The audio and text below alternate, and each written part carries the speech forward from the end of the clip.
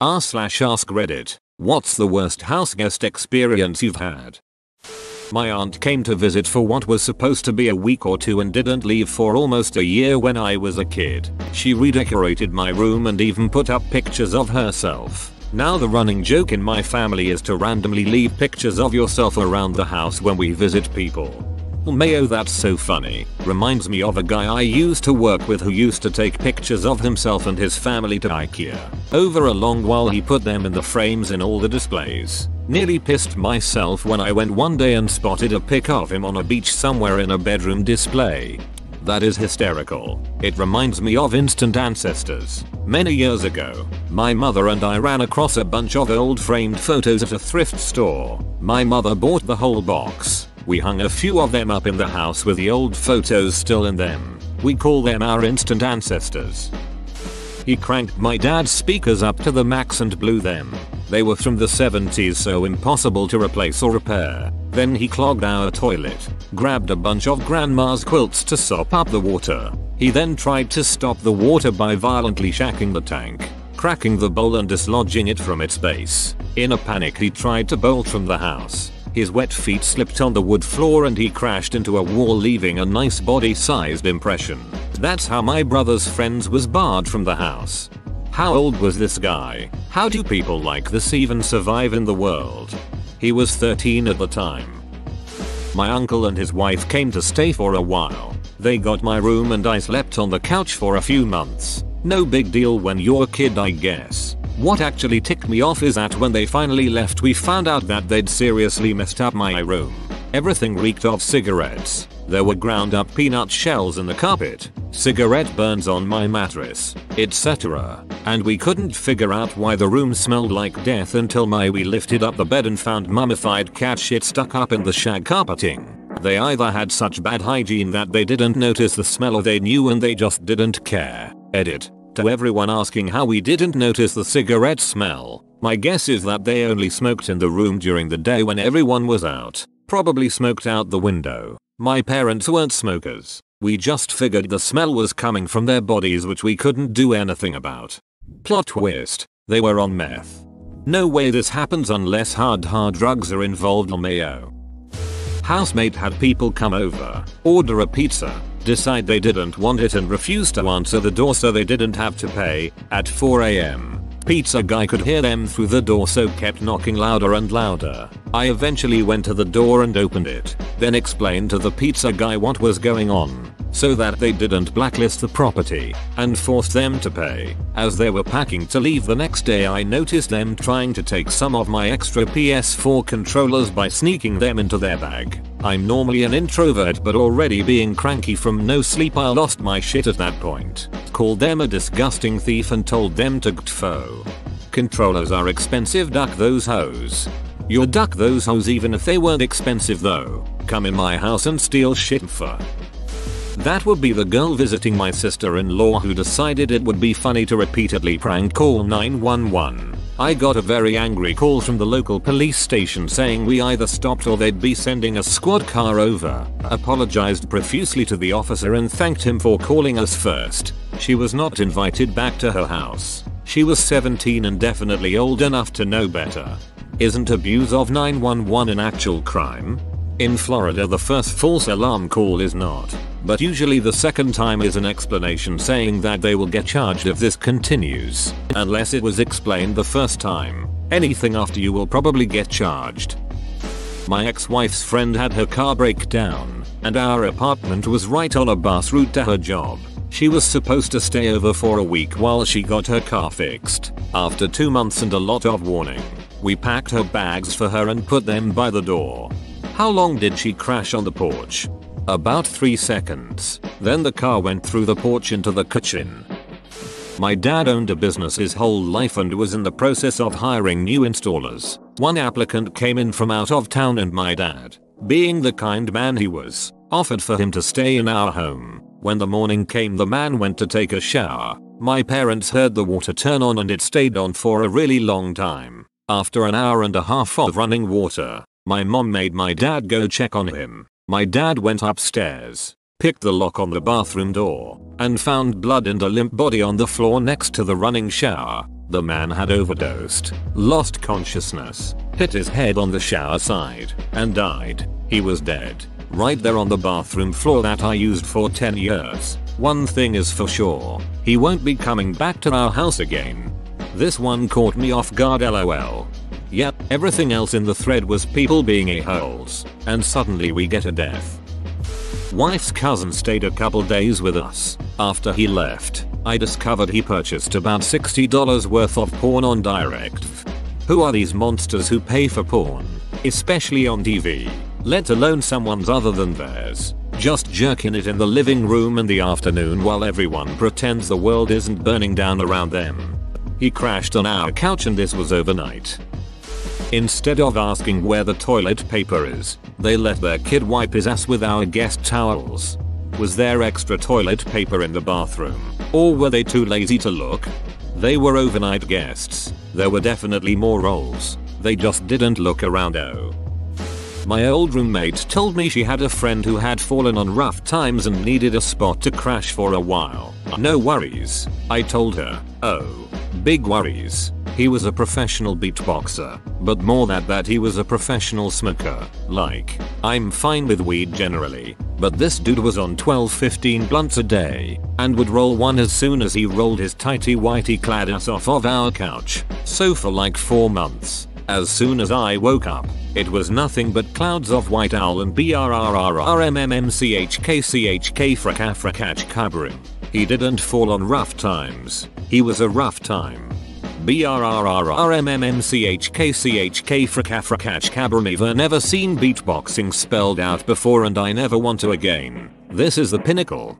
My friend asked if her brother, who I'd never met, could crash on my couch for the night. Her boyfriend wouldn't let him stay with them. My roommate and I agreed, just for the night. Then the next night, he got in a fight with the person he was supposed to stay with, and had to crash on my couch again. Stuff like that kept happening. Then he just stopped trying to find somewhere else to stay and started taking our spare key, staying out till I went to bed, and then coming in and crashing on the couch. His phone was off so I could never reach him when he was out unless he was connected to Wi-Fi. He got a job at a tattoo parlor and would brag about how much money he made, but never contributed or saved the money to move out. He blew it all on weed. I seriously don't know how someone could spend that much on weed. He was there for almost 2 months before he lied and snuck in a girl he'd met in rehab who had felony arrest warrants out for her. I'd said I didn't want her in the apt, and I caught them sneaking out the next morning 5 minutes before my alarm was to go off. I got upset with him and said it was not okay to lie to me and hide things from me. He freaked out and made up a bunch of stuff that he told my roommate and my friend. His sister said I called him a useless junkie, etc. I've had a lot of friends struggle with addiction. I'd never ever say something like that. After having my roommate scream at me over the lies the guy told I was done, he wasn't allowed back. It was a good thing I made him leave. Turns out he was slipping back into old habits. The next person who let him stay with them got robbed. He's been in and out of jail. My friend asked if I could help put money on his commissary thing. I hope the guy eventually gets cleaned up, but it's not my mess. Couple came for a weekend to my small apartment. Surprised that they brought 3 dogs and an extra friend. The puppy took a dump on my floor in the night, which nobody got up to clean. Another dog had a crate but managed to get a hold of a carpet outside of the crate, drag it in, and shred it. They also chewed up cardboard and wooden furniture. When they left, all the shredded stuff was just where it fell. Some people should not be pet owners. One of my best buddies from high school called me up and begged for me to come get him from a town about 3 hours away. The idea was he would stay with us for a couple weeks while he looked for work and then get his own place. 6 months later I ended up renting him a room for 1 month and dropping him off with his junk and wishing him well. His father had warned me he would drain me dry and he wasn't kidding. All those months he was supposedly using my vehicle to look for work, he was instead going out to a local bar. Every bottle in our liquor cabinet was drained down to the last finger. Yeah, cause if you leave that last little dribble in the bottle you haven't officially taken the piss. She stole all of my booze, pissed on my couch, tore up the flower bed to the side of my driveway, and destroyed my guest bathroom. This all happened after I'd fallen asleep. She was a guest of a tenant roommate and that roommate was told either her friend wasn't allowed over ever again or she'd have to find a new place to live. Literally thought this was going to be about a dog. You're pissed on my couch got me. Ran into a guy I used to call a friend and let him stay with me for a while as he was down on his luck. I guess we'd ran out of toilet paper so he used a washcloth and left it at the side of the toilet. Kicked him out and found out later he walked away with some of my CDs. Some mutual friends let him stay. Against my advice, they came home one day to find him passed out on the couch with his pants around his ankles. After they kicked him out they found out he'd racked up $900 in phone sex charges. Duck you Noel. You always were and always will be a piece of shit. They came home one day to find him passed out on the couch with his pants around his ankles. After they kicked him out they found out he'd racked up $900 in phone sex charges. Damn. Dude was jerking off to a phone sex line. What year was this? Well, he stole CDs, so I'm guessing 1996. My mom's cousin and her husband went for a short visit to our house. She was 5 months pregnant then. She and her husband didn't leave until the baby was 2 months old. Then when leaving, it's a pity we could only pay you a short visit. We'd have loved to stay a bit more, but Jen is starting college tomorrow. And to be honest, we're leaving because this house is a shithole. There's dog shit in the fridge. We burned your mattress because it was cold. Oh yeah, and we filled your washing machine with bricks to use as a drum machine. We had a house sitter once who wanted to bring their own dog for the week. They assured us the dog was well behaved and house trained. This was a pretty close friend, and their house is nice and clean, so we believed them. Came home to find every rug in our house destroyed. The house smelled funky when we walked in, and I immediately found wet spots on our living room rug. Lifted it up and it had more stained areas than not. Same with the kitchen, hallway, bedroom, and guest room rugs. I'm guessing this dog didn't pee outside a single time it was there. This was someone we paid to watch our house. Edit. To answer some common questions. Their house was all hardwood and had a dog door. I guess the dog just let itself out. Or maybe it does pee inside and they clean it up. Maybe the dog was freaked out in a new place. I honestly have no idea. I didn't confront them. We had a lot going on at that point in our lives, and just felt it was best to silently sever the relationship and learn an expensive lesson. We were planning a cross-state move and a wedding. All our small rugs went through the wash. The living room rug went right into the dumpster, it was so bad. We tried to clean the bit off his rug, but it ended up trashed too. We replaced the living room rug fairly cheaply. They tried to blame it on my dog and kind of acted like they hadn't noticed, which I do not for 1 second believe either part of.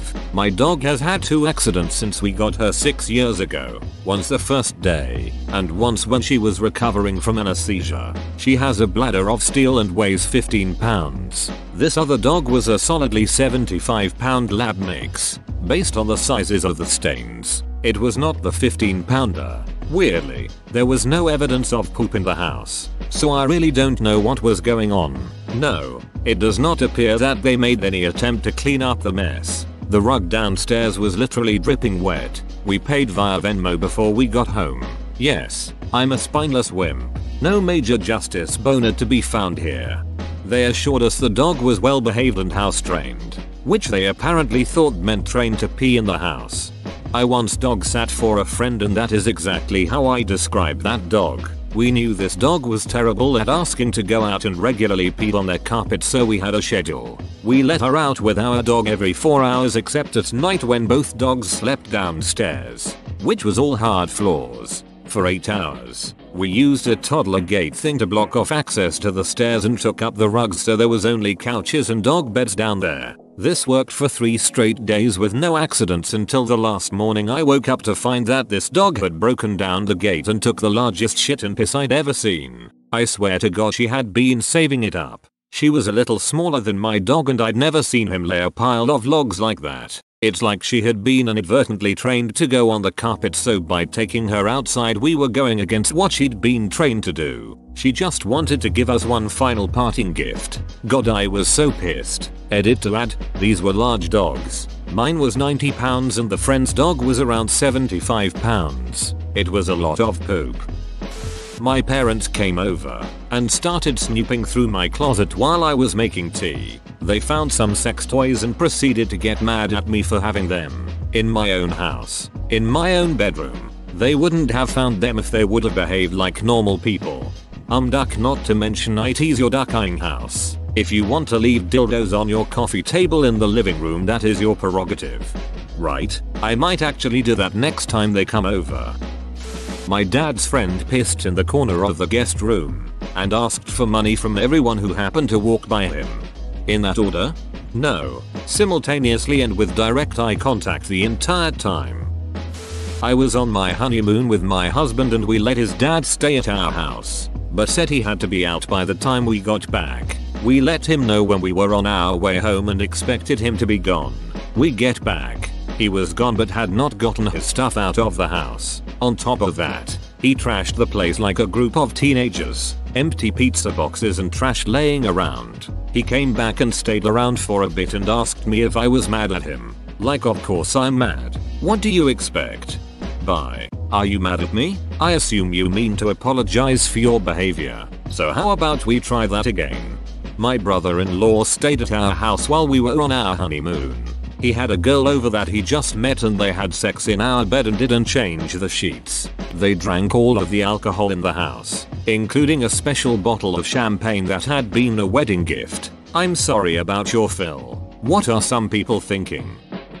I had surgery and was on bed rest for a week. I asked my cousin, who was living with me at the time, to keep an eye on me, as I was on heavy painkillers. I stayed on the couch and let her use my bedroom. When I recovered, I found used hair weave piled up on clean towels in the bathroom cabinet, a douche nozzle behind my nightstand, trash piled all the way up the wall in the kitchen, dirty dishes everywhere, a plate of rancid food in the microwave, ketchup and mustard smeared on the floors, and she had stolen a bunch of clothing and CDs, along with one of my iPhone chargers. She had a Windows phone, and she poked a hole in my $2,500 sleep number bed. I kicked her ass out immediately. Edit. Why I gave her the bed and took the couch. The couch was like 2 steps from the bathroom, and by giving her the bedroom I thought I was ensuring that she would have no reason not to do this one simple task because she would have to pass by the couch to go to the kitchen or the bathroom. Edit. Explain douche nozzle. A douche is a feminine hygiene product that many women use to control vaginal odor. The bag contains the product, and the nozzle is inserted into the vagina. When you squeeze the bag, the product is pushed out of the nozzle and it rinses the vagina. Edit. I have seen a handful of comments saying that you're supposed to douche your butt. Are you using actual douches or warm water enemas? Because douches typically contain vinegar and that's unsafe for rectal use. I don't understand how a family member of someone thinks what they are doing is fine. Have you had any contact with them since? Nope. I ran into her in line at the grocery store last year. She spoke to me and I went to stand in another line. When our son was born, my mother-in-law came and stayed on our couch for 2 weeks to help. In the 2 weeks she was there, she did nothing to help.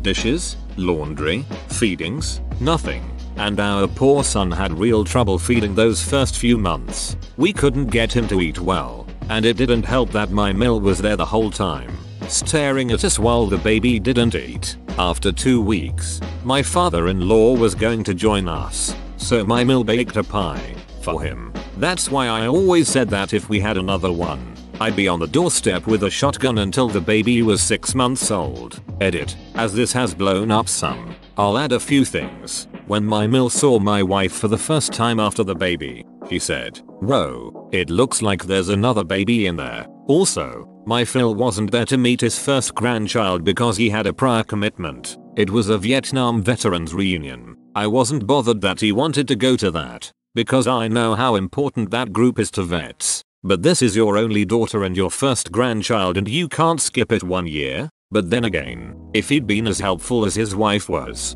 it was better that he was away. OMG. My mum is like that when my youngest was born. My mum came over a couple of weeks after to help us out. I live abroad, originally from the UK, and my parents still live there. Now, my mum has always been lazy. She's the type of sit on the sofa, play on her tablet and go outside for a cigarette now and then. and she didn't disappoint. I managed to barter her down from 4 weeks to 3, as usually 2 days is my limit, and for those 3 weeks, she didn't do any feeds, change a nappy or take him whilst I slept. I had mastitis and another pain in my ass, which was my then 4-year-old son. I was ducked. It would have been easier to do it on my own. As the boys have gotten older, nothing's changed. Her idea of interaction with her many grandchildren is poking them with a stick now and then to make sure they're still responsive. My mum did, in all fairness, teach my eldest how to play Candy Crush. Oh hey, this happened to me too. Postpartum a couple days and baby in the NICU and I was cooking dinner for my mill. ETA, my mill is otherwise great, just kind of useless in this regard and not very proactive. She didn't demand, but she also didn't help much at all. It was a bad time. I felt like I never got to recover from a very traumatic birth, and then I got hit with PPD, and by the way I have other kids who need attention and food and stuff. It was really hard to advocate for what I needed because I was exhausted and both children and adults needed things right now.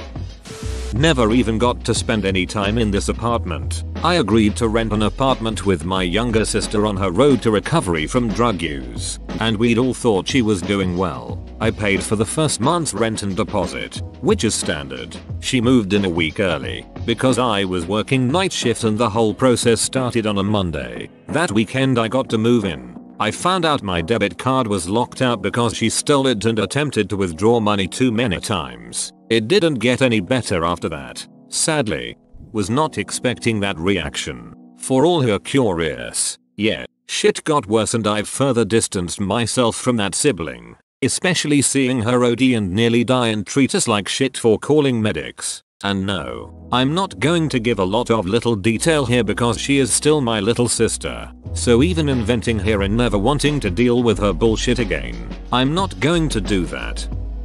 Oh, this is a pretty good one. So I had a really old good friend call me and tell me they needed a place to stay for maybe a few days or a week when I lived in the Pacific Northwest. I of course said yes. Then she told me her girlfriend was coming too. Okay, great. They show up, and when they get to my porch she tells me her girlfriend has strep throat. At first I think okay, whatever, but then I stop and think isn't that highly contagious? But they are already here, so I just kind of start thinking to myself that I'll have to somehow keep them to my spare bedroom and sterilize the crap out of everything. But then I'm just wondering why my friend didn't tell me in advance, or if they don't know how contagious it is. Like if my girlfriend had strep, it'd go get a hotel and not subject my friend to that. After about a day, my friend tells me via text she has to leave, which at first I'm relieved, but then she asks if her girlfriend can just stay at my place. I don't know her. I've never met her in my life. I tell her I have another couple that need to come stay with me, which was true, and that I'm not comfortable housing someone I don't know who is sick. She says that is fine, but then when she comes to get her stuff she acts all pissed and says well see you sometime, maybe, and I don't hear from her for a long time after. Kinda ducked up she put me in that situation tbh. Whoa, you made it to the end? You're a ducking beast. I'll cut you a deal. Smash like and subscribe for more curated content, bruh. It's free and that's a great price.